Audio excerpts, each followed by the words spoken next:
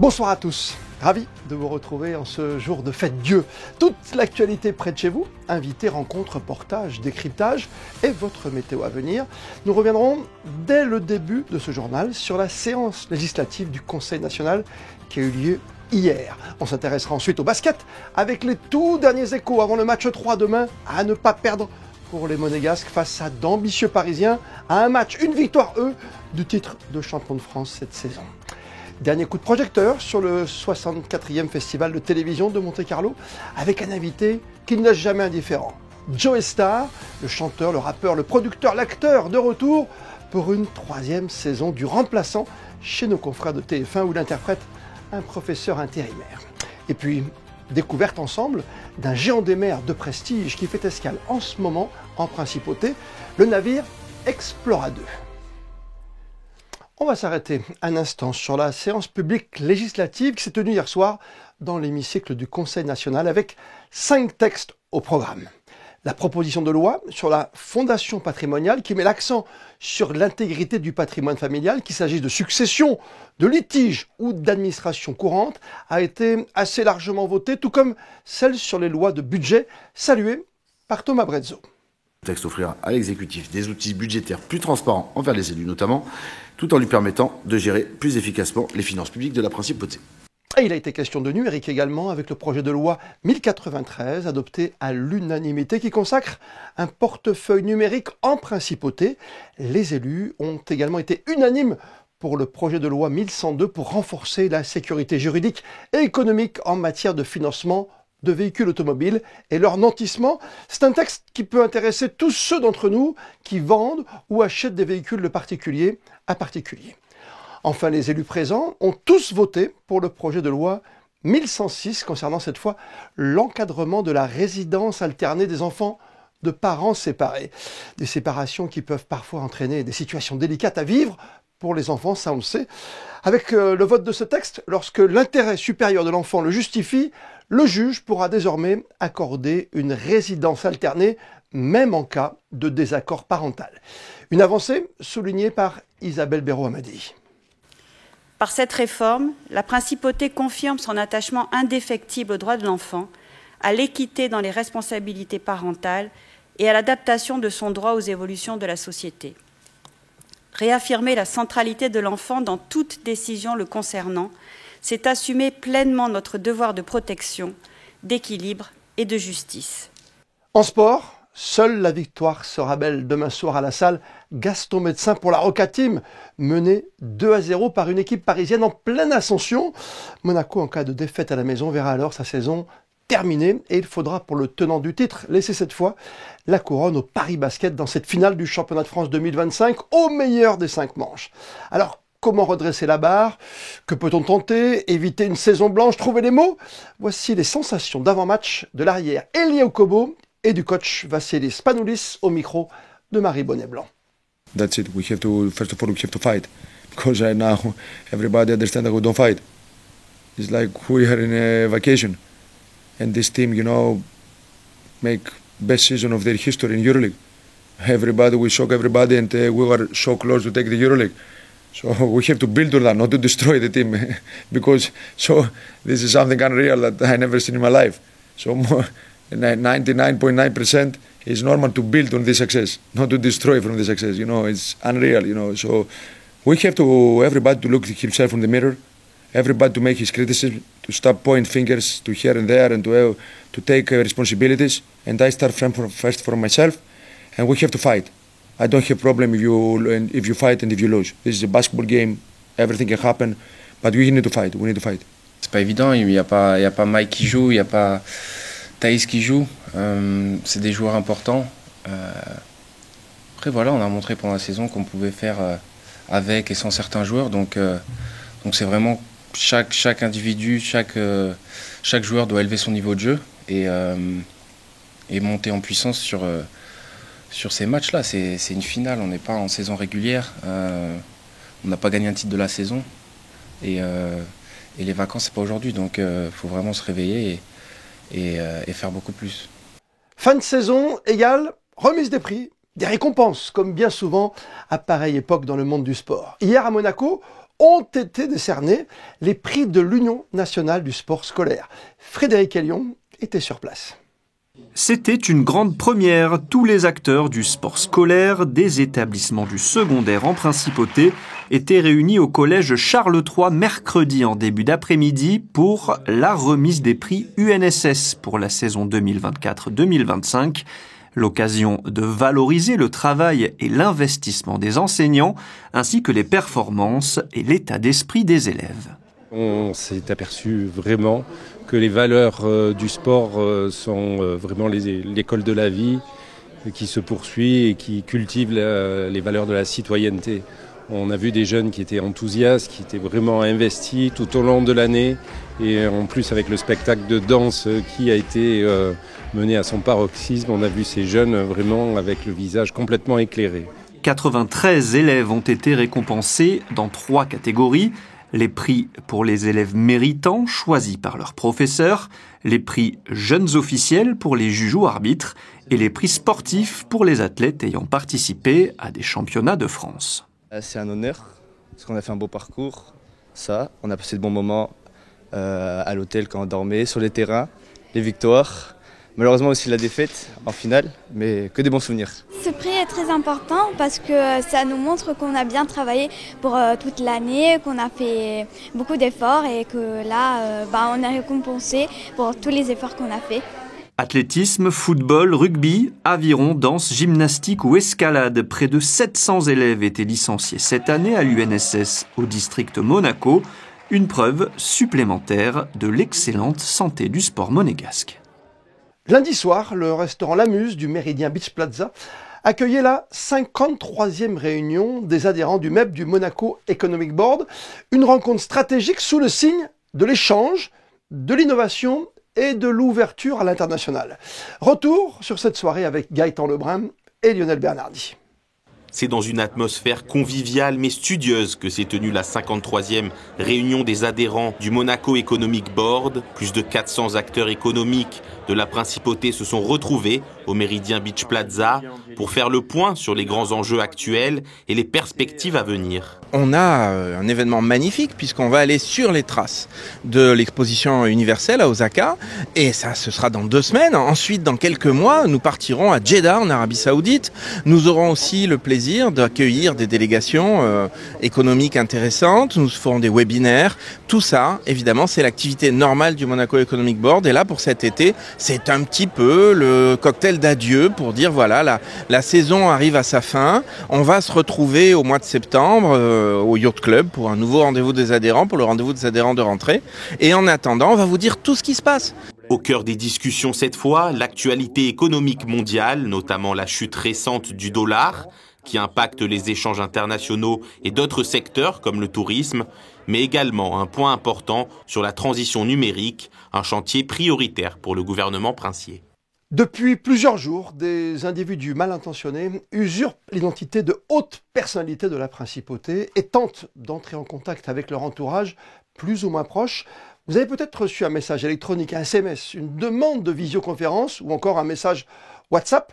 La mise en scène a pour but d'obtenir, sous prétexte de régler un problème financier urgent, des transferts de fonds vers des comptes bancaires ouverts à l'étranger. La direction de la Sûreté publique appelle donc à la plus grande vigilance. Soyez très prudent face à ce genre de communication inhabituelle. Et si vous n'êtes pas certain de pouvoir avoir confiance, contactez la division de la police judiciaire au 93 15 35 ou alors sur le site csco@gouv.mc. Vous l'avez certainement ressenti, il fait chaud et peut-être encore plus chaud les prochaines heures. Là encore, il faut être très vigilant. De simples gestes permettent d'éviter les accidents, comme bien s'hydrater bien sûr, se rafraîchir régulièrement, éviter de sortir aux heures les plus chaudes, pensez à limiter votre exposition aux rayons du soleil, portez aussi des vêtements à manches longues, un chapeau, des lunettes de soleil et bien sûr de la crème solaire en complément. Les signes qui doivent vous alarmer chez les plus petits, chez les enfants sont, ne l'oubliez jamais, la fièvre, la pâleur, la somnolence ou l'agitation inhabituelle et puis une soif intense aussi avec perte de poids. N'oubliez pas non plus les personnes âgées qui peuvent ne pas avoir conscience de la perception de la soif et qui ont tendance à moins s'alimenter que d'habitude. Alors en cas de malaise, contactez tout de suite surtout, pour vous-même ou quelqu'un qui en a besoin, les sapeurs-pompiers en composant le 112. Vous pouvez également joindre les urgences du centre hospitalier Princesse Grasse au 97 98 97 69. Bien protégé, ne vous privez pas non plus de quelques minutes dans l'eau, comme en piscine, où les jeunes s'en sont donnés hier à cœur joie lors de la première partie de la saison au stade nautique Régnier 3, où flotter, c'est vrai, comme un air de vacances. Et si vous êtes passé juste devant, hier vous avez sans doute vu et entendu les dizaines de scolaires profiter de cette splash party, grande fête organisée par la mairie depuis 9 ans maintenant. Sarène Karim et Gaël Tanguy n'ont pas hésité à participer à la fête. La foule est digne d'un premier jour de solde. Les enfants et adolescents de 12 à 17 ans sont conviés à une pool party géante au stade nautique Régnier 3. Sur présentation de leur carnet de correspondance, ils accèdent au vestiaire, puis enfin à la piscine. Un bain rafraîchissant alors que le thermomètre dépasse les 30 degrés au soleil. Ouais, vraiment trop cool avec tous mes potes là. Je m'appelle Patrick. Oh, et il y en a un autre. Il y en a un autre aussi. Il y a lui là. Moi je trouve que c'est bien, entre amis, on peut s'amuser. Une belle journée. En plus il fait beau. Oui, on peut se rafraîchir. On a de la bonne humeur avec le DJ. La splash party est un rendez-vous attendu des jeunes. C'est d'ailleurs eux qui l'ont imaginé dans le cadre du projet communal junior. Ils ont le droit quasiment de faire tout ce qui est interdit le reste du temps. Donc évidemment, on a un grand succès avec ce concept.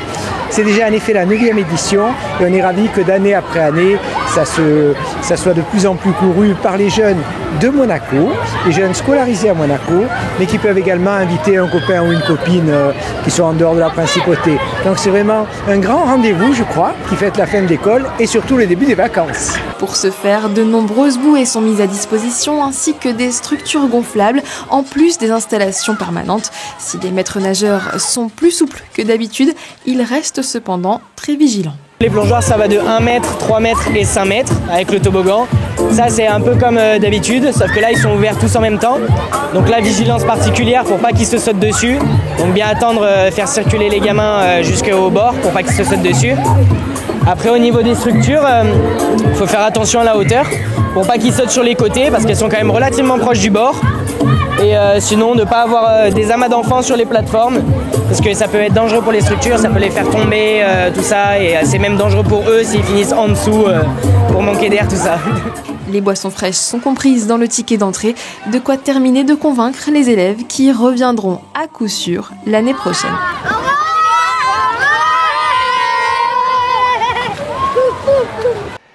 Il est l'un des premiers grands rappeurs à succès des années 90. Metteur en scène, producteur, acteur aujourd'hui.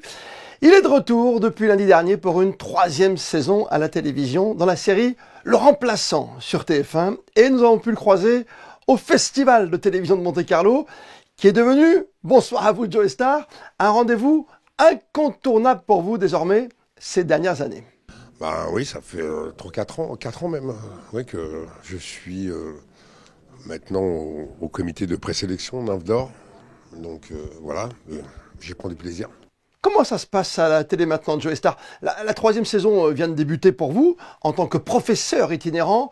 Ça se passe visiblement plutôt pas mal avec les acteurs principaux comme Clémentine Célarié et également François Berléand. Ah ben on commence à être une troupe, vraiment, mais que ce soit pour le casting, même au niveau technique, enfin ouais, il y a une troupe qui s'inscrit. Donc forcément, on est content de se revoir, on est content de remettre les mains dans le moteur, effectivement. Et c'est dans un rôle qui vous va si bien, c'est sûr, parce qu'il est près des jeunes, il est aussi plein d'interrogations. Ouais, parce qu'il est près des gens, en fait, tout court, en fait. Parce que c'est pas juste les jeunes, en fait. Voilà, on est quand même... le système scolaire et ses méandres, enfin, on est là-dessus.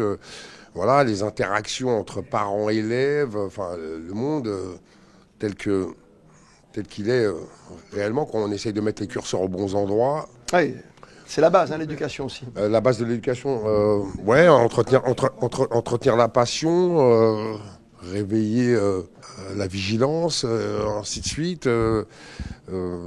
être là, l'entraide entre autres, mais enfin c'est pas que ça, mais ouais, on a une petite vocation à vouloir raconter quelque chose qui aille dans le bon sens pour nos petits chérubins. C'est l'évolution de la société en 30 ans, c'est différent de s'adresser aux jeunes aujourd'hui, des jeunes issus des réseaux sociaux. C'est quoi? C'est une autre façon de parler peut-être?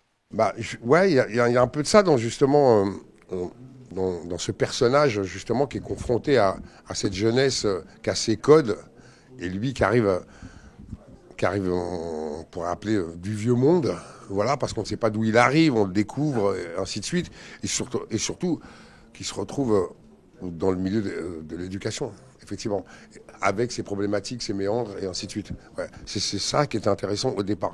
Oui, l'homme Joe Star, en tout cas, est toujours impliqué dans tout, que ce soit dans le théâtre, dans l'écriture, avec un roman graphique aussi, par exemple, aujourd'hui. Ouais, je sais pas si je suis impliqué, mais en fait, c'est ce qui rythme ma vie. Ouais, je fais des choses, je rencontre des gens, je marche à l'instinct. Et je vais, cette espèce de fil d'Ariane que je suis, ouais, qui est mon instinct. Donc j'ai sorti effectivement un roman graphique en début d'année qui s'appelle Super Tanker, 5 contes éthyliques. Et ça a une cohésion avec ce que je fais. Je fais aussi du rhum parce que il y a tout l'aspect historique, le roman histoire, la canne, tac. Donc je travaille en ce sens en fait. Ça me permet de continuer à me construire en fait, tout en bossant. Que demande le peuple. Oui, au final, c'est quoi? C'est une route de la soif, une route du rhum? Ouais, c'est une route de la soif de vivre, de connaissance, ouais. Ouais, plutôt, on appellerait ça comme ça. Et on n'oublie pas non plus le théâtre aussi. Il y a le théâtre aussi, ouais, qui m'emmène sur des choses, réflexion un peu plus sociale, un peu plus actuelle. J'ai 2 pièces de théâtre, sur ma 2e mise en scène de théâtre. La première, c'est Cette petite musique que personne n'entend avec Clarisse Fontaine. C'est un seul en scène, joué et écrit par Clarisse Fontaine. Et la deuxième, c'est une mise en scène que je partage avec David Bobet, qui est le directeur du Conservatoire de Lille, et qui s'appelle Black Label. Et en fait, qui est une pièce contre le racisme et pour la dignité humaine, à travers le temps. Voilà. Donc, comme on peut le constater, je ne sais pas faire autre chose en tant qu'artiste qui ne va pas vers l'autre. Voilà, je vis mon époque pleinement. Oui, belle conclusion en tout cas. Merci à vous, Joe Star, d'avoir été notre invité ce soir. Vous l'avez sans doute aperçu, aujourd'hui dans le port de Monaco et pendant le Grand Prix de Formule 1, Explora 2, paquebot de 248 mètres de long, ne passe pas en effet en ce moment inaperçu. C'est ce palace flottant qui offre des prestations de haut de gamme, bien plus qu'une simple croisière. La compagnie Explora Journey offre à ses passagers une expérience unique, mêlant bien-être, gastronomie et divertissement. Sarah Karim et Arnaud Humbert nous embarquent avec eux. Bienvenue à bord, ou plutôt bienvenue au paradis. Avec Explora 2, la compagnie de croisière Explora Journeys de la société plus connue MSC Croisière a vu les choses en grand. 248 mètres de long, plus de 450 suites, 6 restaurants, 5 piscines, 12 salons et bars, 700 mètres carrés dédiés au bien-être. Si l'espace ne manque pas, pas question pour autant de remplir le navire. Ici, les maîtres mots sont luxe, calme et volupté. Sono stato comandante di navi fino a 6.500 passeggeri, questo è sicuramente il segmento del lusso, è diverso, è una crociera con al massimo raggiungiamo la massima capacità di 900 ospiti e le suite sono tutte con il balcone, sono tutte esterne. La Owner Suite est 300 mètres quadrati con una piscina privata. Le service est lui aussi irréprochable avec 2 interventions de nettoyage par jour, du champagne à l'arrivée. Côté divertissement, le palace flottant n'est pas en reste. Avec son casino, ses boutiques et sa salle de spectacle, c'est presque à en oublier les visites. On a des escales à Monaco cet été, on a encore plusieurs escales prévues. On a l'année prochaine, le 8 juin, on aura une escale, un départ prévu de Monaco. Pour celles et ceux qui auraient le mal de mer, pas d'inquiétude, le bateau est à l'avant-garde sur tous les volets. Le nostre navi viaggiano in parti del mondo dove il tempo è buono. Le navi sono dotate di pinne stabilizzatrici che sono lunghe 10 metri che in caso di mare mosso riescono a stabilizzare la nave e riducono l'eventuale sbandamento al minimo. Vous avez le choix entre un voyage de 7, 14 ou 21 jours. Concernant les tarifs, la suite de base de 35 mètres carrés est affichée à 600 € la nuit, le penthouse à 1200 et la résidence à 2000. Demain, après Monaco, le rêve se poursuivra à Ajaccio et dans toute la Méditerranée. D'ici à 2028, la compagnie espère sortir 4 nouveaux bateaux. Et puis ce soir, on vous parle d'un partenariat né entre deux entreprises monégasques, deux entreprises qui semblent opposées de prime abord, mais qui ont su s'associer pour élever leur art au plus haut. D'un côté, l'art décoratif avec la maison Mogadam, de l'autre, l'art culinaire avec le groupe Giraudy. Voici le reportage d'Alban Gingembre et Alexandra Marangoni. Du jamais vu, la collection Marbelousse, cette collection d'art de la table en pur onyx, venue tout droit du Mexique, est unique. Aller au restaurant prend des saveurs de luxe grâce à ce nouveau service qui vient sublimer l'expérience gastronomique. Un soir, on dînait avec Ricardo et je regardais un peu la table, etc.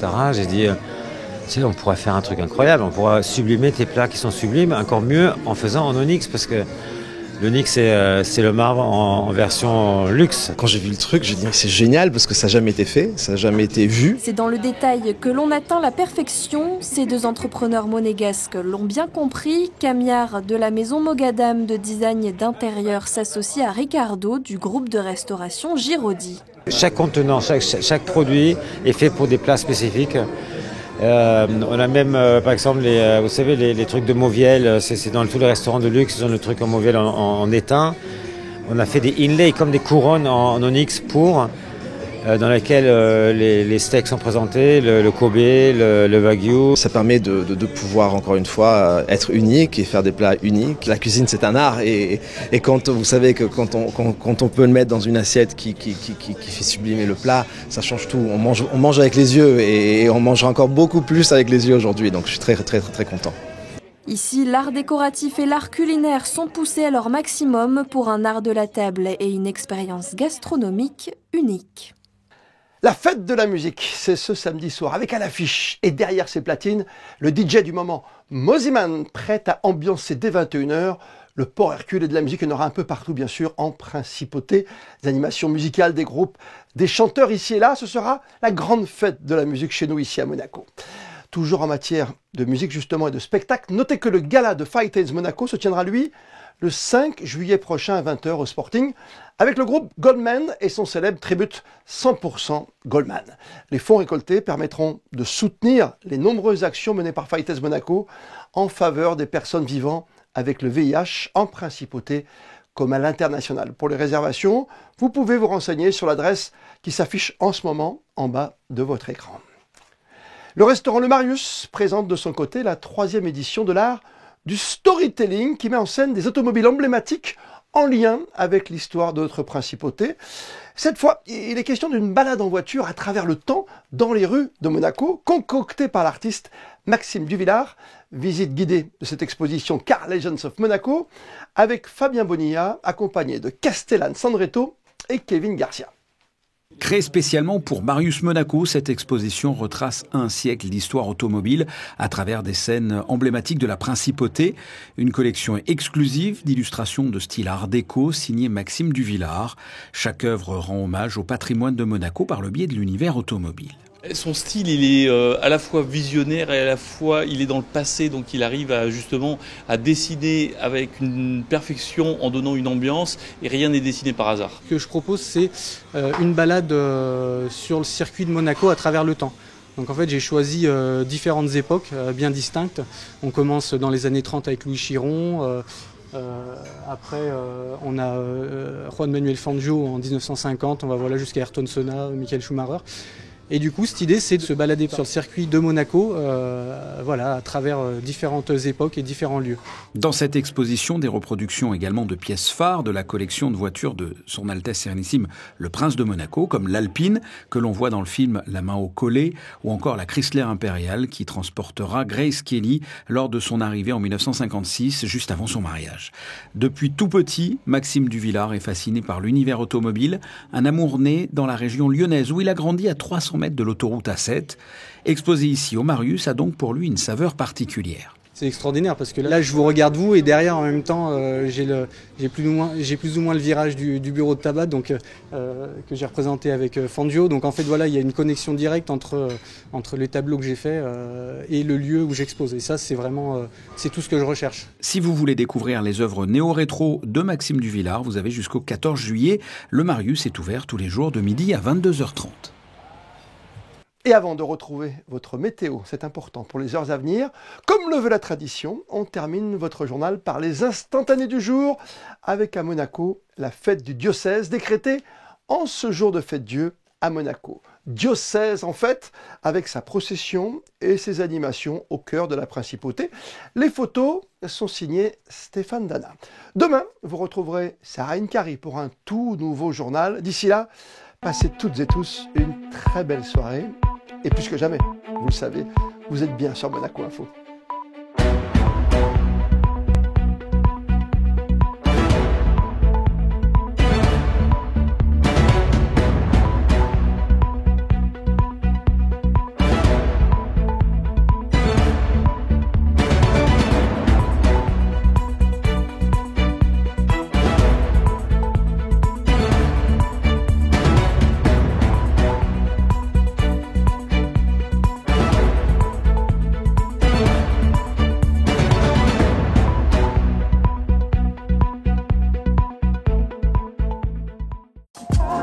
Retrouvez la météo avec Maya Bay, le restaurant référence thaï japonais de Monaco.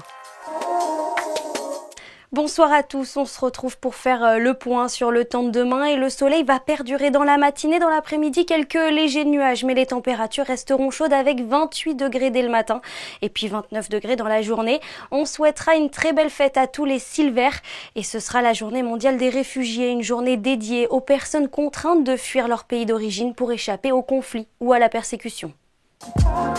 C'était la météo avec Maya Bay, le restaurant référence thaï japonais de Monaco.